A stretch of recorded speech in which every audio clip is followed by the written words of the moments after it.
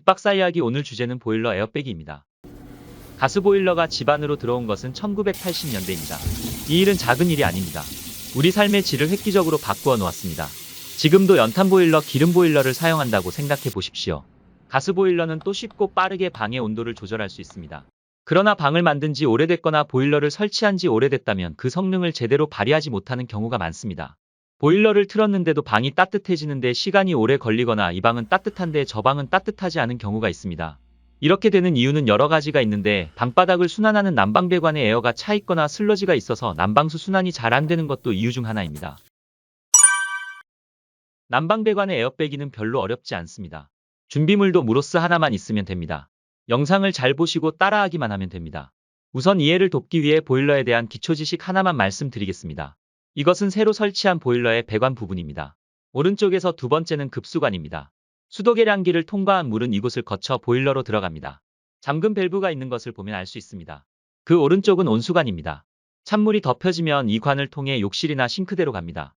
왼쪽 두 개의 관은 난방수관입니다. 오른쪽은 덮여진 난방수가 방으로 가는 관으로 공급라인이라고 부릅니다. 왼쪽은 방을 돌아 나와 식은 물이 다시 보일러로 들어가는 관으로 환수라인이라고 합니다. 환수관에는 위쪽에 역과기가 붙어 있습니다. 그럼 보일러에서 덮여진 물은 어떤 원리로 여러 방들을 순환할까요? 그 역할을 담당하는 것이 바로 분배기라는 부속입니다.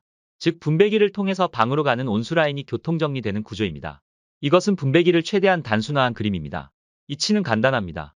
수돗물은 보일러를 거쳐 더운 물로 변하고, 더운 물은 분배기의 공급라인을 거쳐 각 방으로 분배됩니다.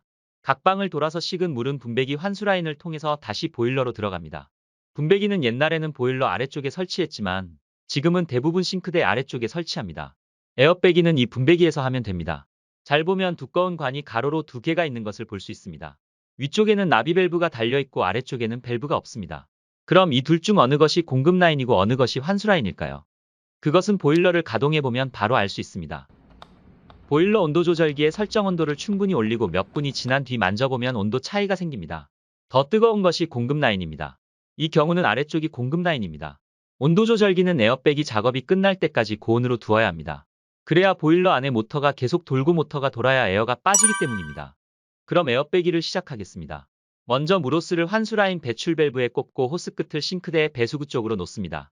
아래쪽 공급 라인에도 배출 밸브가 있지만 환수라인 배출 밸브에 꼽는 것이 정석입니다. 그리고 맨 왼쪽 밸브 하나만 남기고 나머지 밸브는 모두 잠깁니다. 이제 배출 밸브를 엽니다.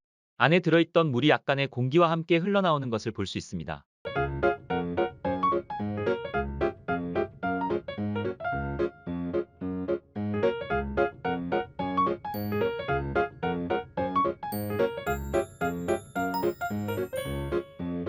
이 집은 새로 지은 집이므로 공기가 거의 들어있지 않은 상태입니다.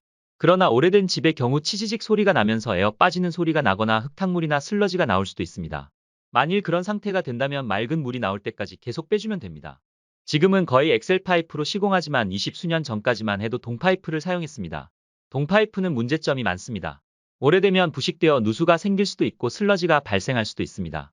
특히 파이프 안에 슬러지가 있으면 난방 효율이 떨어집니다. 1번 관에서 맑은 물이 나오고 에어가 더 이상 나오지 않으면 2번 밸브를 열고 1번 밸브를 잠깁니다. 다시 2번 관이 완성됐다 싶으면 3번 밸브를 열고 2번 밸브를 잠깁니다. 이런 식으로 모든 관에 대한 에어 빼기를 반복하면 됩니다. 그리고 닫아두었던 밸브를 모두 열고 마지막으로 배출 밸브를 잠그면 작업 끝입니다. 그러나 방을 만든 지가 그렇게 오래되지 않았다면 온수라인에 에어가 차서 난방이 되지 않는 일은 많지 않습니다. 요즘 나오는 보일러는 에어가 차면 스스로 빠지도록 만들기 때문입니다. 하지만 방을 만든 지 오래됐고 방이 고루고루 따뜻하지 않다면 에어 빼기를 시도해볼 필요가 있습니다. 마지막으로 팁 하나를 드리겠습니다. 만일 큰 방은 따뜻한데 작은 방은 따뜻하지 않다면 어떻게 할까요? 그럴 경우에는 나비 밸브를 조정하는 방법으로 해결할 수 있습니다. 예를 들어 안방은 난방이 아주 잘 되고 작은 방은 그렇지 않다면 안방으로 가는 밸브를 일정한 각도로 잠가보는 것입니다. 이렇게 하면 온수가 분산되어 문제가 해결될 수 있습니다.